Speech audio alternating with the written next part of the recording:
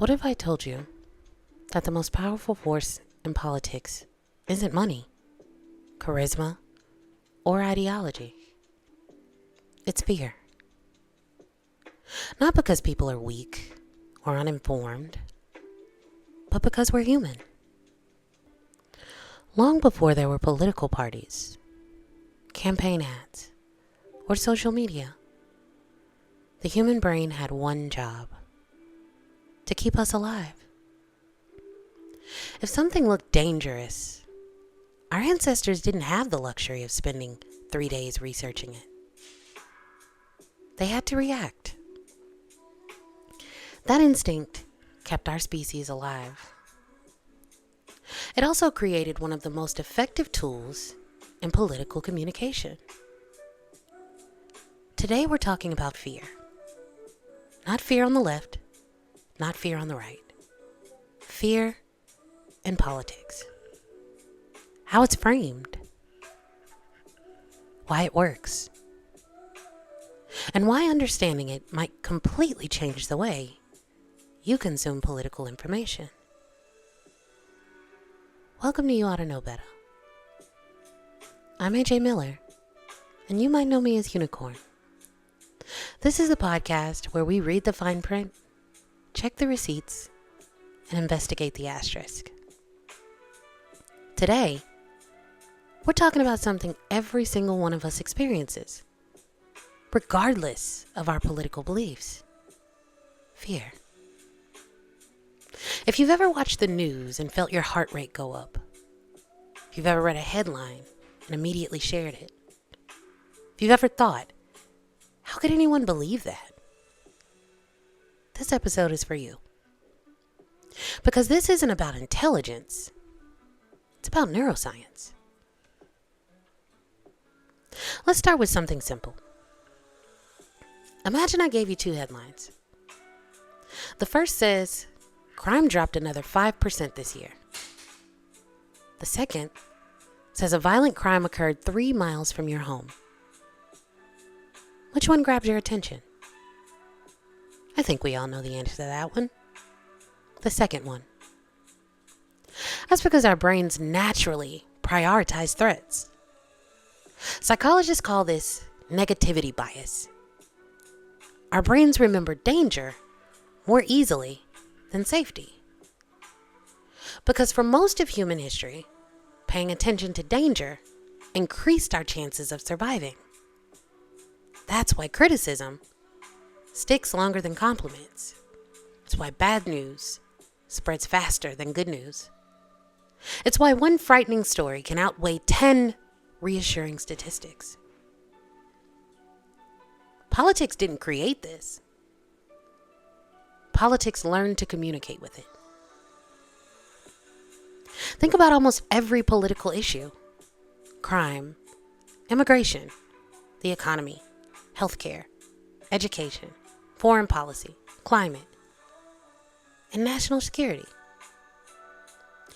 Each one asks the same question: what should we be worried about? Politics is often a conversation about risk. If a candidate convinces you that a particular issue is the greatest threat facing your family, your community, and your future, everything else becomes less important. That doesn't automatically make the message wrong. It simply means fear has focused your attention. And once our attention is narrowed, something starts to happen. So let's talk about framing. Two people can present the exact same event and leave you with two completely different impressions. Not because either person lied, because they emphasize different parts of the story. Framing answers questions before we realize they're being asked. What matters? What should we notice? Who's responsible? What should we fear? Our brains love shortcuts. Frames provide those shortcuts. Once we accept a frame, we begin organizing new information around it. That brings us to something psychologists have been studying for decades: confirmation bias. Confirmation bias doesn't mean people refuse evidence. It means we naturally give more attention to information that fits what we already believe. Everyone does it. If I already believe something is dangerous, stories confirming that belief immediately feel important. Stories challenging that belief often receive much more skepticism. That's not political, that's psychology. Fear makes a message memorable. Framing tells us what it means. Confirmation bias helps us keep it alive. That's a powerful combination. History gives us examples of what happens when fear becomes a powerful political frame. In the early 20th century, The Birth of a Nation portrayed black people as dangerous and portrayed the Ku Klux Klan as heroic. Historians have documented its enormous cultural influence, including screenings at the White House, and its role in helping revive the Klan. It wasn't just entertainment, it shaped public perception through fear-filled storytelling. During the Red Scare, fear of communist infiltration influenced public life, employment, and government investigations. Suspicion became a political force. Political movements in the 19th century frequently portrayed Irish and Catholic immigrants as threats to American society, arguing that they could not be trusted to participate fully in democracy. Those messages influenced elections and public opinion. The phrase super predator became a widely discussed way of framing youth violence. That language shaped how many people thought about crime and influenced policy conversations across the country. All of these examples are different decades, different issues, different groups. But the mechanism is remarkably similar. A threat is identified, a threat is framed, the message spreads, and people respond. So what do? Well, here's the good part. Understanding fear doesn't make you immune to it. It makes you aware of it. The next time a political message immediately makes you angry or terrified, or absolutely certain, take a moment. Ask yourself, what exactly am I being asked to fear?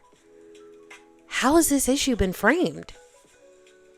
What facts would help me understand the full picture? Could someone present these same facts differently? Those questions don't tell you what conclusion to reach. They simply slow your thinking long enough for curiosity to catch up with your emotions. And that might be one of the most valuable political skills any of us can develop. Fear isn't going anywhere. It's part of being human. Politics isn't going anywhere. It's part of being in a democracy. Neither are campaigns, headlines, speeches, or social media. That's part of the Constitution. The goal isn't to stop feeling fear. The goal is to recognize when fear is doing the driving. Because democracy depends on informed citizens. And informed citizens don't just ask whether a message is true. They also ask why it was presented the way it was. I'm AJ Miller. You might know me as Unicorn. And this has been You Ought to Know Better. Until next time, read the fine print, check the receipts, and never stop asking the questions hiding behind the headlines. Good night.